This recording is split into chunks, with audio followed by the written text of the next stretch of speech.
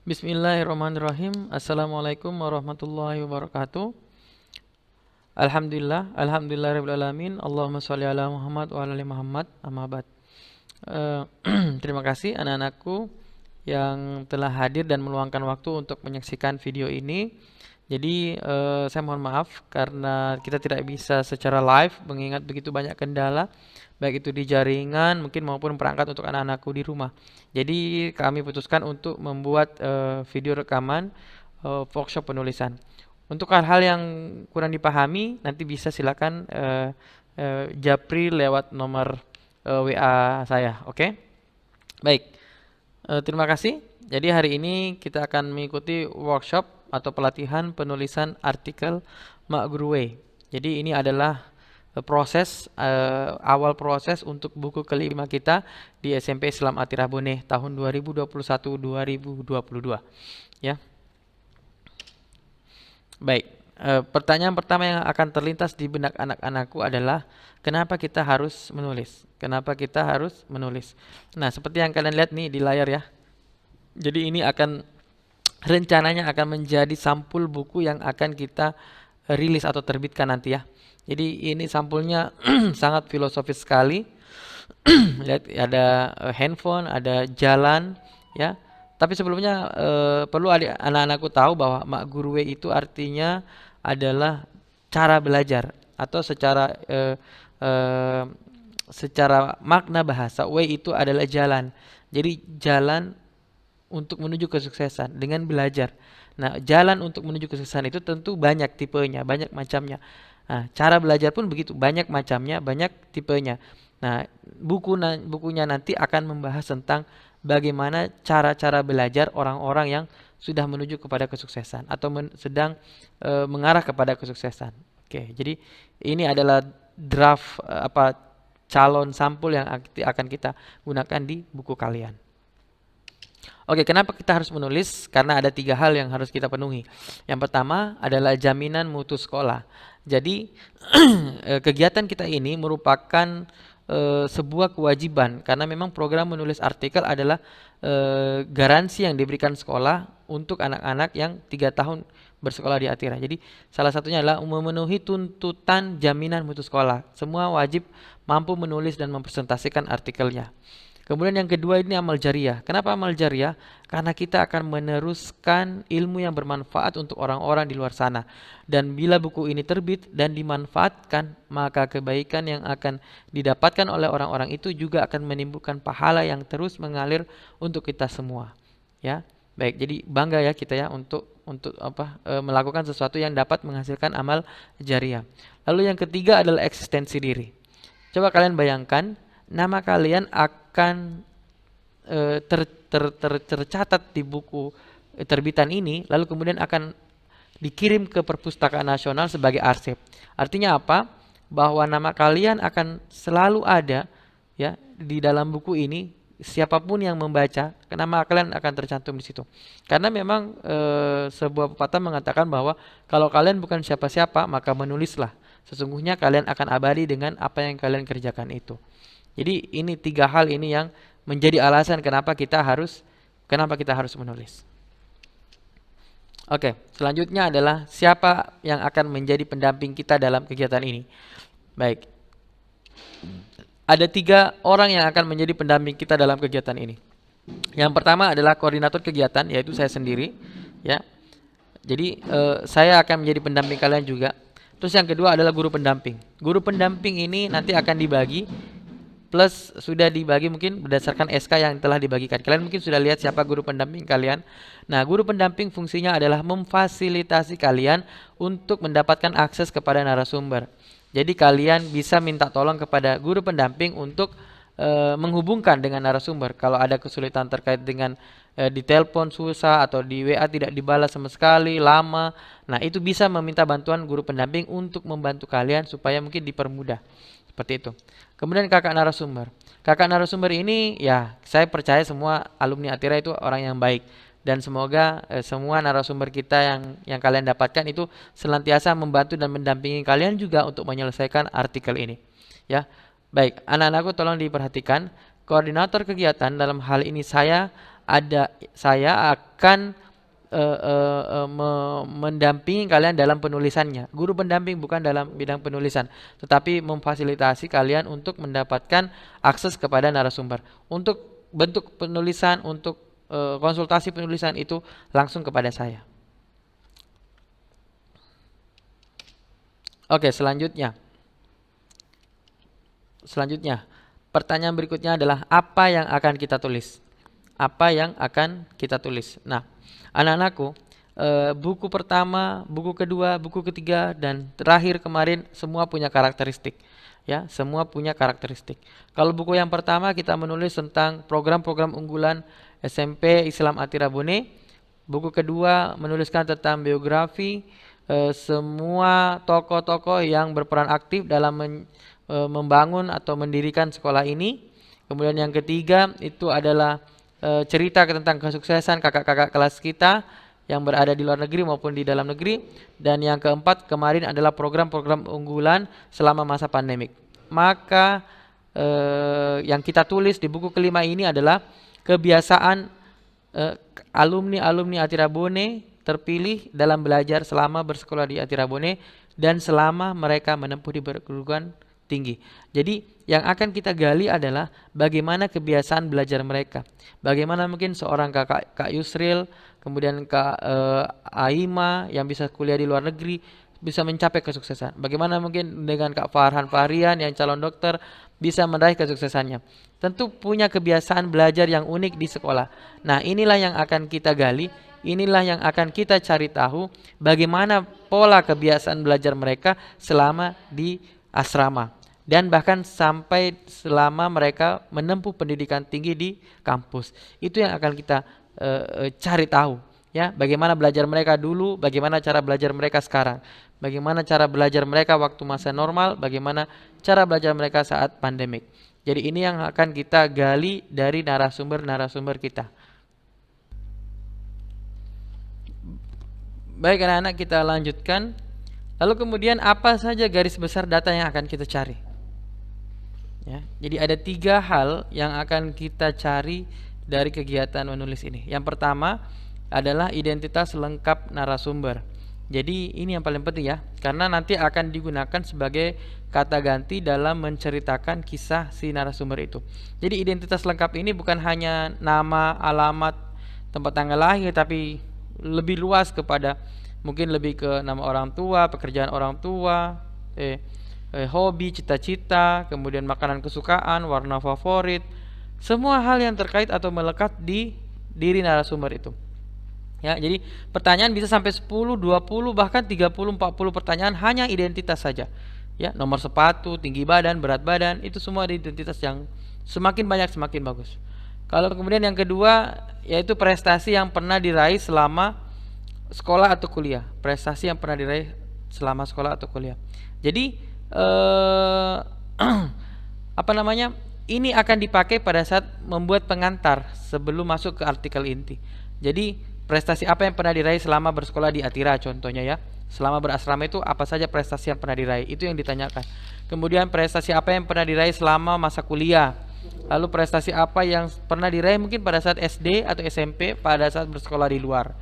Kemudian anak-anak perlu diketahui bahwa prestasi itu tidak hanya dalam bentuk medali atau dalam bentuk piagam gitu ya, tetapi dapat berhasil masuk di perguruan tinggi terbaik itu merupakan sebuah prestasi. Bisa masuk atau bergabung dengan Unhas, dengan UI, ITB itu sebuah prestasi. Jadi jangan mempersempit ruang lingkup prestasi ya. Baik. Kemudian yang ketiga, ini adalah data inti yang perlu kita dapat, yaitu kebiasaan belajarnya selama bersekolah di Atira dan selama kuliah. Jadi anak-anakku tentu kita tahu bahwa Kak Yusril, Kak Aima, kemudian beberapa kakak yang dapat prestasi di ITB, di Unhas, tentu ada sesuatu yang mereka miliki yang tentu kita harus cari tahu. Bagaimana strategi, bagaimana tips dan trik, bagaimana rahasia mereka bisa dapat banyak piala, bagaimana mereka bisa menang berbagai lomba.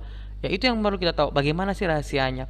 Kemudian bagaimana mereka belajar mempertahankan prestasi akademik selama di sekolah, bagaimana mereka mengatur waktu, itu yang akan kita gali dan kita cari dalam diri narasumber. Nah, Lalu bagaimana langkah-langkah kita dalam penulisan ini? Oke, baik, perhatikan baik-baik. Yang pertama yang harus kita siapkan adalah instrumen wawancara. Yang kita harus siapkan adalah instrumen wawancara. Setelah kita menyiapkan instrumen, lalu yang kedua adalah melakukan wawancara. Nah, setelah melakukan wawancara, hasilnya akan kita olah, datanya akan kita olah, hasil wawancaranya kita akan olah. Bentuk pengolahan datanya lalu kemudian dituangkan ke dalam sebuah artikel berdasarkan data hasil wawancara yang telah diperoleh. Nah, bagaimana detailnya? Mari kita lihat satu persatu. Jadi instrumen wawancara itu artinya adalah pertanyaan-pertanyaan yang akan kita gunakan dalam menggali informasi si narasumber, ya. Jadi ada pertanyaan apa saja yang harus kita buat. Yang pertama adalah pertanyaan-pertanyaan seputar identitas pribadi. Lalu yang kedua adalah pertanyaan-pertanyaan seputar prestasi yang pernah diraih. Dan yang ketiga adalah pertanyaan-pertanyaan seputar kebiasaan belajar. Dan terakhir ada peranala lain di luar konteks utama. Contohnya ya, apa harapan kakak terhadap Atira? Apa saran kakak untuk perbaikan Atira? Apa pesan kakak untuk adik-adik yang saat ini di Atira? Itu adalah peranala lain di luar konteks utama kita. Tetapi itu bagus juga untuk menutup artikel ya. Itu penting juga sebenarnya. Atau mungkin tips dan trik yang bisa kakak simpulkan untuk teman-teman atau adik-adik di Atira.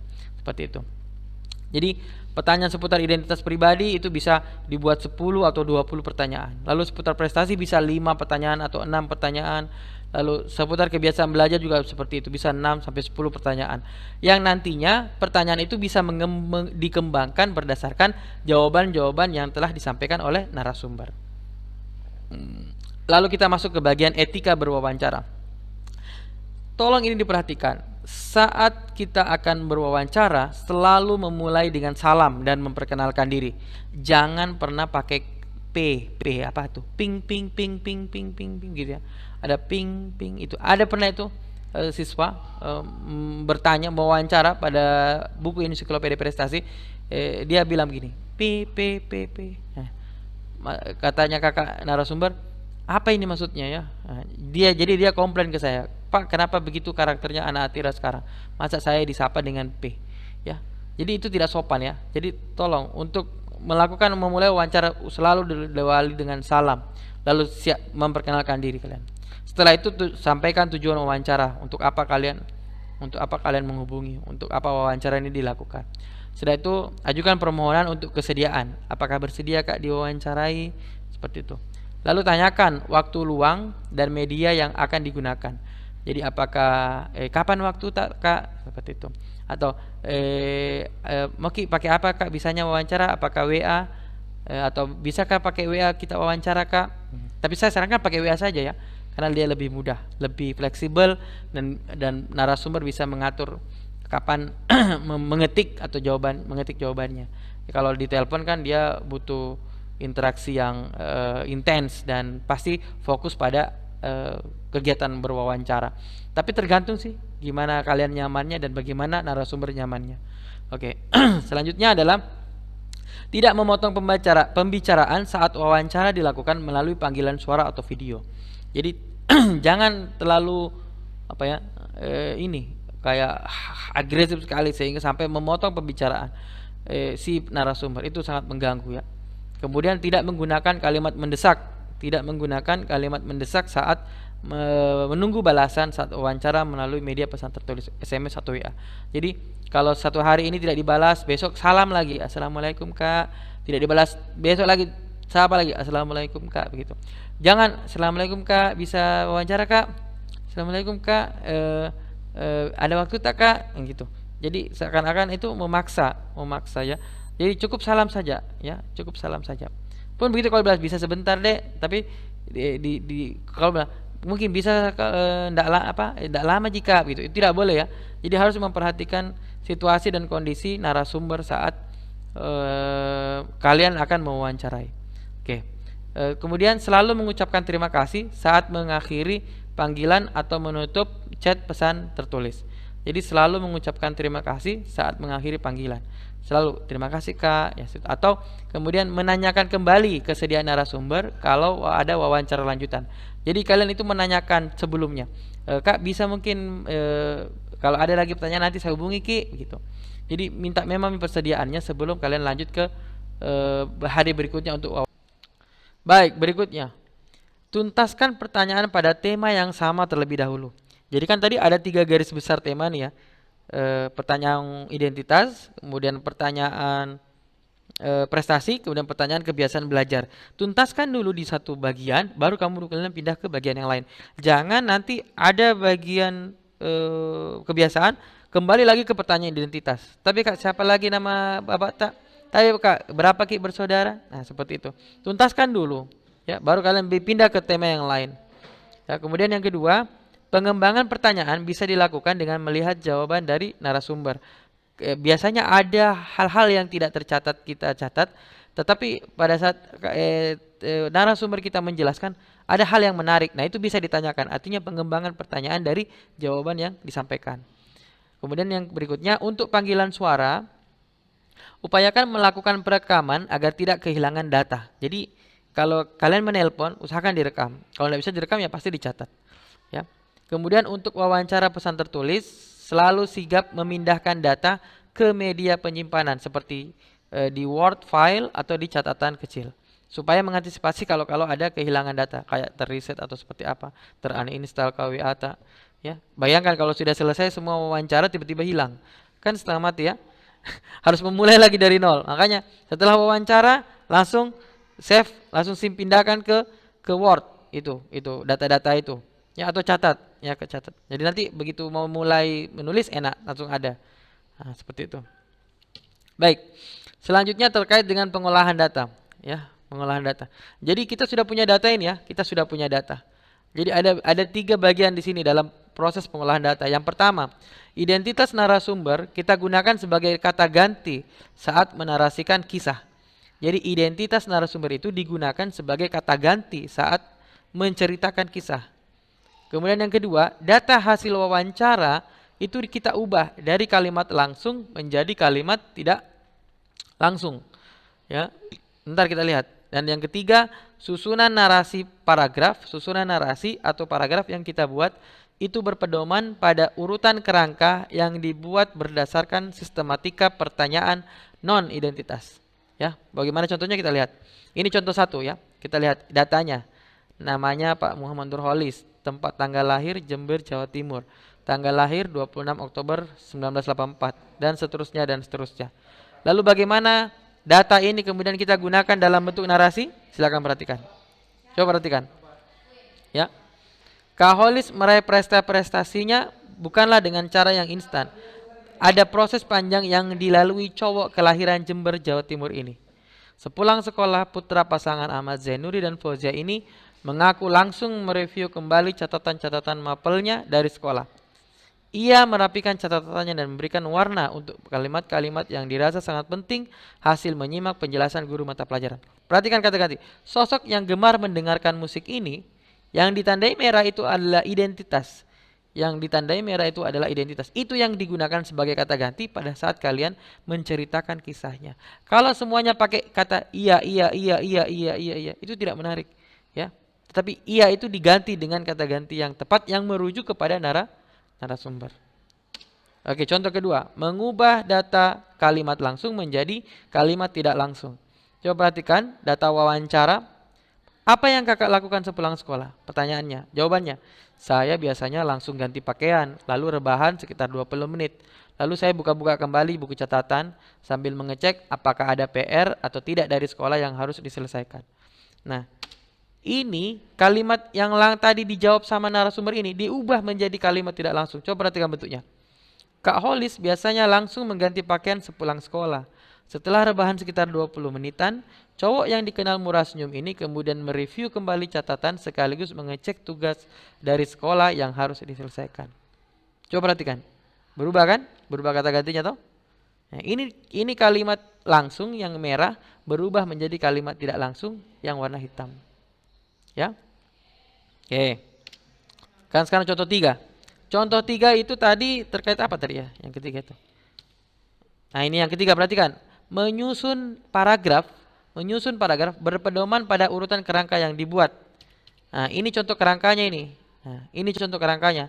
Oh, yang pertama paragraf-paragrafnya adalah tentang profil. Paragraf yang kedua tentang prestasi. Paragraf ketiga tentang kebiasaan belajar di asrama. Contoh ke bagian keempat kebiasaan belajar saat kuliah. Bagian kelima persiapan sebelum lomba. Bagian keenam kesimpulan dari narasumber dan tips trik dan skill.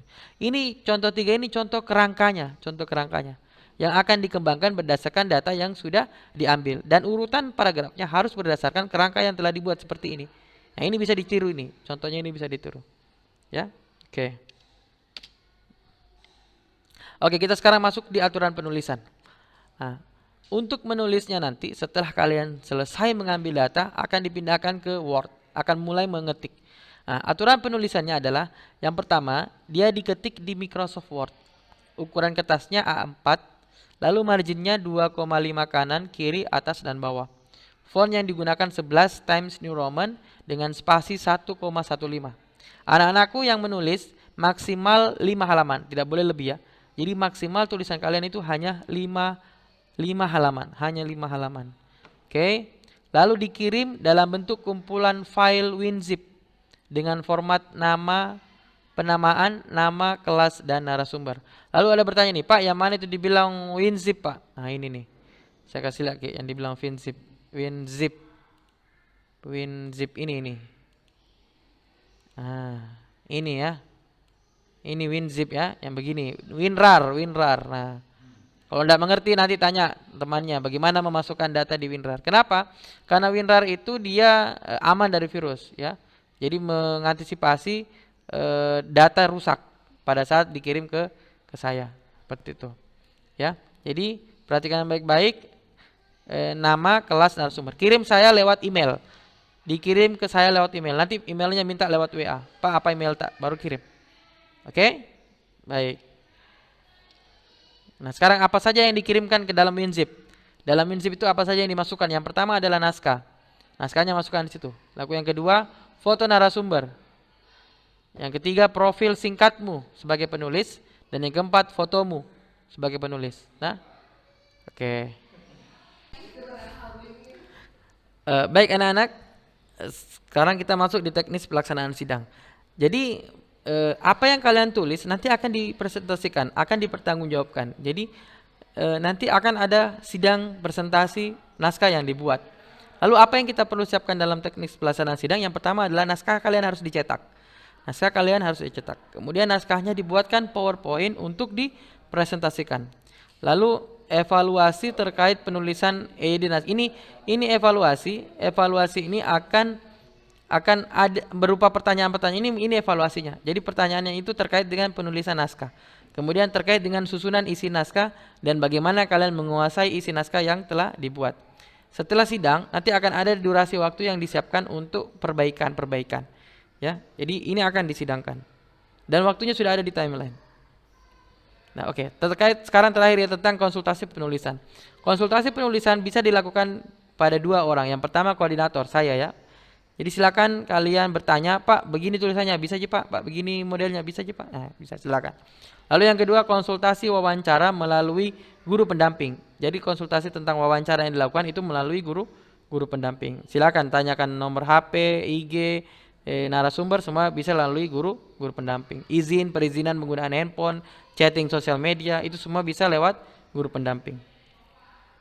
Oke, terakhir prinsip kita adalah lebih cepat lebih baik. Sebagaimana timeline yang telah kita buat, buku ini harus terbit dan kita pegang di tangan kita bulan Desember.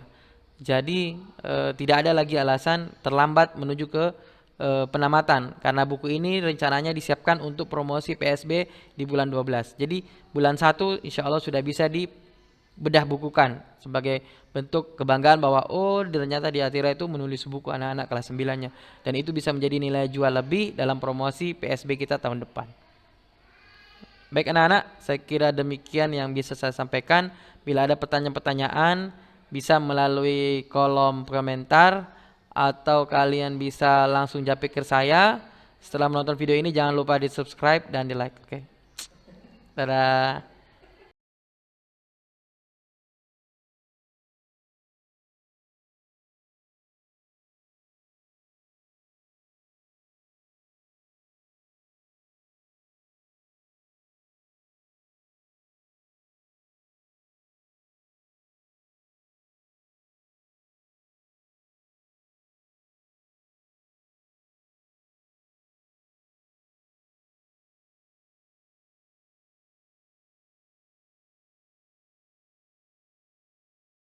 Cara lanjutan.